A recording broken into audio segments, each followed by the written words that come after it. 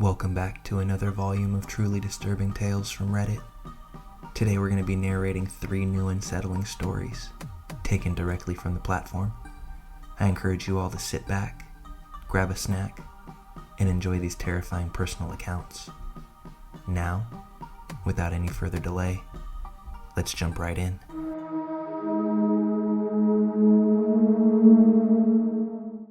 This story happened relatively recently, and I'm hoping there's a technical explanation for it. So here goes. I manage a small team of 4 people. 3 of them were working in the office with me one day, while the 4th was working from home. Let's call her Lisa. There was nobody else in the office, so we were the only people on site. We held a team meeting in the conference room and connected with Lisa on Microsoft Teams, so she'd be included. My laptop was plugged into a large TV monitor, so I could share my screen as well as the audio. Towards the end of the meeting, I asked if anyone had any questions. There was silence in the conference room and silence on Teams. Amidst the silence, we hear a faint voice say, "I don't understand." It sounded like a small child fussing. All eyes in the conference room darted around, although it was clear that the sound came from the TV. Lisa has a 5-year-old daughter, so I laughed and said, "Hey Lise, is your daughter trying to join the meeting?" To our surprise, she goes, "She isn't home. She's at school." Stunned, all of us in the conference room exchange glances. Lisa then says, "Wait, that voice didn't come from the conference room?" I explained that the 4 of us were the only ones here, and that Lisa was the only one on the team session.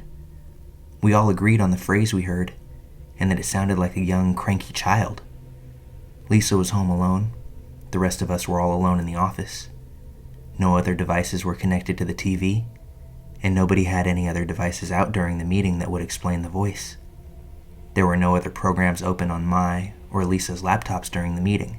We were all sober, alert, and oriented, yet we all heard the same thing.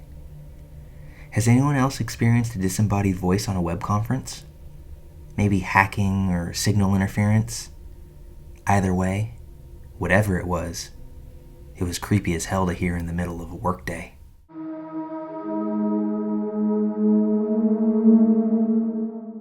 This happened to me a few years back. I was living on my own in the city and was unemployed at the time, usually out looking for work and trying to keep myself busy. One early afternoon, I was heading back to my neighborhood after running some errands downtown and boarded a tram that would take me almost all the way home. There was a park that I would have to cross between the stop and my house, but crossing it would only take a few minutes. So I boarded the tram, which was mostly empty. Besides me, there was one younger man in the second carriage and the driver up front in the first. I find an empty 2-seater. The rows are quite narrow, but I'm comfortable enough. I put my earbuds in and look out the window as we start moving out of downtown and towards home. We pass a couple of stops and don't pick up any new passengers. There had probably been a tram right in front of us who took all of the people, so it was particularly empty compared to normal. At the 3rd stop, though, the doors open behind me. I don't pay it much mind until a stocky man, average height, probably in his 50s, with neat, short hair, and an inconspicuous-looking outfit suddenly sit down on the seat next to me. Now this is very strange. We're in a country where social conventions dictate that you don't sit next to someone on public transport unless there are no other options left. And given that the rows are very narrow, this guy is basically trapping me where I'm at. I can't get past him without his cooperation. He greets me with a huge smile and says hi as he sits down. As women, we know the risks of rejecting men and are conditioned to be pleasant, for society and for our own safety. But on this particular day, being down about not finding work, and it being broad daylight, I decide that I don't want to play along. I just want to listen to my music, and I don't like this man's vibe. I tell him that I'm not in the mood to talk, and that he needs to go sit somewhere else. Wrong answer. This man goes from 0 to 100 in 0.2 seconds, and his face contorts with rage as he starts yelling at me from the top of his lungs. You're a terrible person. You don't clean yourself, and you stink of sweat. I didn't, but he did. He goes on and on about what an abomination of a person I am, and I have sort of a freeze reaction. Inside, I'm getting very scared. I start looking for a way out, but I'm trapped. I look over to the young man who's no more than a dozen feet away, hoping that he'll come to my rescue. I can tell that he's hoping to stay out of it, but after I've been screamed at for maybe 2 whole minutes, he finally says meekly, "You better calm down," which of course doesn't help at all. So he just gives up and goes back to whatever he was doing, probably just looking at his phone. My next hope is that the driver might react as he has a clear view to the back of the tram, and there's no way he's not hearing what's going on. But again, nothing. The stocky man, maybe frustrated that I'm not reacting to his insults, escalates the abuse and starts screaming that he's going to kill me. At this point I have to do something, and unconsciously, I decide that the only way is to go through him. I'm so done with this situation, so before I even realize what I'm doing, I get up and push right past him. It was pure survival instinct in the moment. Scared that he's going to follow me, I move quickly towards the front of the tram. He gets up and does just that, following me, all red-faced, shouting how he knows where I live, and that I need to clean myself behind my ears, that I stink, and he's going to f***ing kill me. Again, the driver does nothing. As we pull up to the next stop, which is a stop before mine, I wait until the very last moment before I ask the driver to let me out the front door, which he does. I slip out quickly in hope of escaping without being followed. I don't dare take the time to look over my shoulder. I just hurry down the steps and away from the stop. I'm so scared, and only when the tram has left the station do I take a second to look around me and notice that he's not there. A brief sense of relief washes over me before I start worrying that he's going to get off at the next stop, which is normally mine, and that he will be waiting for me there. It should come as no surprise that I don't want this guy to follow me through the park or to know where I live. So I spend a good hour just walking around, trying to get my nerve system out of panic mode and stay close to shops where there are other people around before I finally decide to make my way home. So there's one time that I put my own comfort and needs before those of a stranger and didn't reject him in a pleasant and non-confrontational manner. I learned that this is like playing Russian roulette, and I got the bullet. I learned that you can't count on the kindness of strangers. In the company of cowards, you're simply on your own. Never saw that man again, but if I were ever to catch whiff of him anywhere near me, I would surely change my travel plans in the moment and exit whatever tram, train, or bus I found myself in. I never want to feel that feeling of being trapped by that smelly man ever again.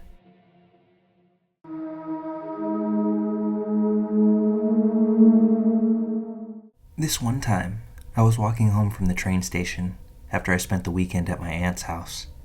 It was about 11 p.m. and very dark outside.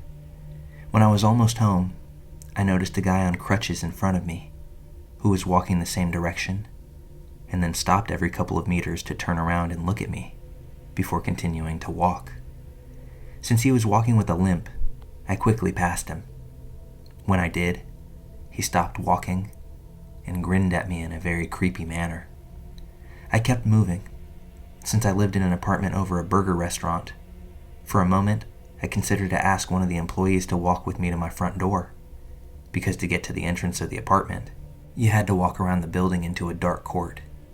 I didn't end up asking though, because I thought, what could possibly happen? The guy's on crutches, and I didn't want to come across as childish. So I was walking through the court of our house and wanted to pull out my keys while walking. Suddenly, I couldn't find them in my handbag. I realized then that I had thrown them somewhere into my travel bag because I didn't want to risk losing them while I was at my aunt's. So, still standing in the middle of the court, I had to search the whole travel bag for that damn key. I was so caught up by the whole search that I totally forgot about the creepy guy that I had just encountered. When I finally pulled the key out of the bag, I looked up, and the creepy guy from before was standing right in front of me. grinning. I always thought in a situation like this that I'd start screaming, but instead, I couldn't get myself to make any sound at all. With the keys in my hand, I started running to the front door. I opened it and jumped inside the house. The guy, still walking with a limp, followed me as fast as he could. Luckily, due to his injury, he just wasn't as fast as me. Unfortunately for me, though, our front door was one of those doors that slowly fall into the lock automatically, and when you try to push them to make them shut quicker, it pressures back at you and stops you from slamming it. So there I was, trying to push the door into the lock, while creepy guy was on his way to follow me into the house. Just as his hand was set to reach the door, it fell into the lock. Through the glass, we just looked at each other, both breathing heavily from the race, a look of disappointment spreading quickly across his face. I quickly ran upstairs to my apartment and locked myself in. Later that night, I looked outside my window to see that same man walking up and down the road in front of the house. He stayed there for about 3 to 4 hours after the incident. I can't tell you what it was that made me not call the cops. I guess I was like, after all, nothing happened. What could they do about it? After that, I didn't feel safe in my house anymore, because I knew that he knew where I lived. I only left my apartment when being picked up or dropped off, and made sure to be home before it was turning dark every day for the next 2 weeks. Finally, I did decide to go to the police and tell them about it, to ask whether they can keep a special eye on the neighborhood for a bit. I went to the police station, and the way it transpired was exactly how I feared it would. They took notes and said, we can't really do anything about this now. You should have called before, but we'll make a note of it. A couple days passed, and suddenly I get a call back from another police officer who asked me a lot about what happened. He then tells me that they've been looking for the guy on crutches for months already, because he had assaulted several girls in our town, followed them into their apartments, and even slept on their doorsteps. He had been in police custody before, got out, and violated his probation. He had some kind of mental illness, although this wasn't an excuse for his behavior. The police officer told me to immediately call in case the guy showed up again. He luckily never did. It was only then that I understood the seriousness of the situation and realized that I most likely escaped an attempted assault in some sort of way, by no more than an inch. I, in a way, really didn't believe myself that the whole thing had actually happened before the police guy called me back. This was 5 years ago, but I still think about it from time to time, and it still gives me the utter creeps. Sometimes I kick myself for not going to the police right away, but then in other times, I'm just glad that I didn't do a better job at hiding my keys from myself that night.